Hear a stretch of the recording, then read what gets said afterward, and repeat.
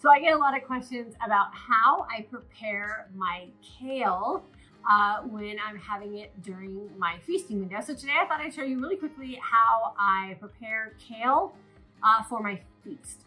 So this is one of the meals that I don't really worry about putting cheese on, because we either use a Parmesan cheese that doesn't cause our family any problems, or today I'm going to be using Manchego cheese.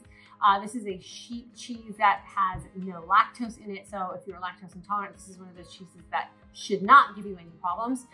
So I'm going to just take a piece of this off. I'll shred it and then I'll show you how to put it on top of the kale. We find our Manchego cheese at Costco. It is the best priced. You can see how big this chunk of cheese is. And in any other place other than Costco, you get about half this amount of cheese for the same price you're going to pay at Costco. So if you have a Costco membership, definitely want to check that out. So I have my Manchego cheese. I have avocado oil. Again, I get this at Costco as well. And then I just have some salt I'm going to drizzle on the top. And then this is the kale. I get the pre-cut kale. This is the Trader Joe's bag that I prefer this kale the best. Actually, it just has a really nice texture to it. I just lay it on a cookie sheet with a little silicone baking pad underneath. This is all prepared and ready to go. And I'm going to show you how I prepare it to put it in the oven. Okay, so kale is on the cookie sheet. Like I said, there's a silicone pad underneath. My oven is preheating to 275. I like to keep the oven low so that the ends or the edges of the kale doesn't get too dried out and crispy and kind of burnt. So I let it cook really slowly. So I'm gonna go ahead and put my avocado oil on, and I generously place avocado oil on my kale. I don't worry about tossing it or anything. I'll do that in a step where I put the cheese on. So there's plenty of avocado oil in here. You know, one of the questions I get a lot is, how do you add more fat to your diet? You add more fat to your diet by putting more fat into your diet. So I never fear using avocado oil on my vegetables. And then I'm just gonna take a little bit of my salt here, and I'm just gonna season it. Again, we don't fear salt in our house either. It's one of those minerals that we definitely need in our diet, so we go ahead and put plenty on our kale. I'm gonna pop this in the oven and let it wilt down a little bit, and then I'll show you how I put the cheese on.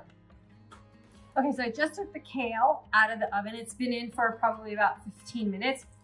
It's just wilty enough, and then it's starting to get a little bit of that dry, like kale chip, crunchy type of texture. So this is where I toss around the oil a little bit more. It's just sitting at the bottom of this silicone sheet.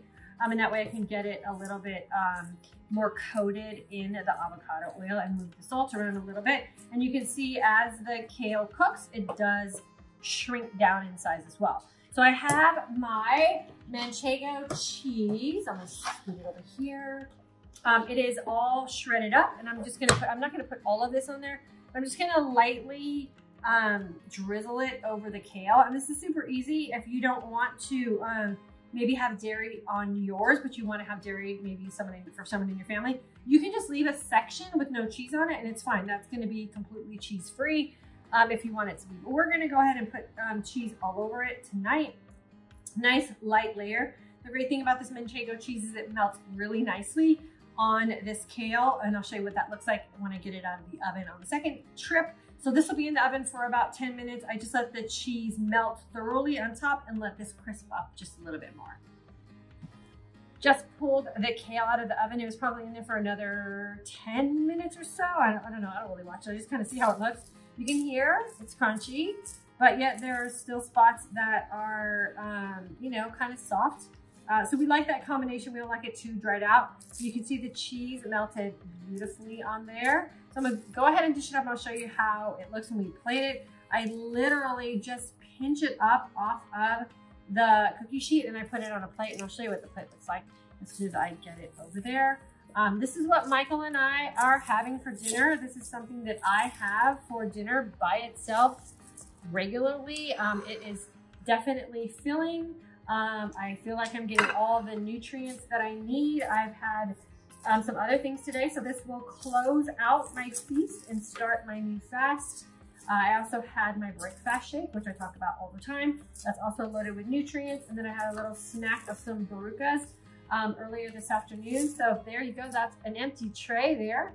Enough for Michael and I to both have a full plate of kale And like I said, this will be our feast for tonight, and we'll feel totally full and satisfied, and we'll feel like our body got all the nutrients that it needs.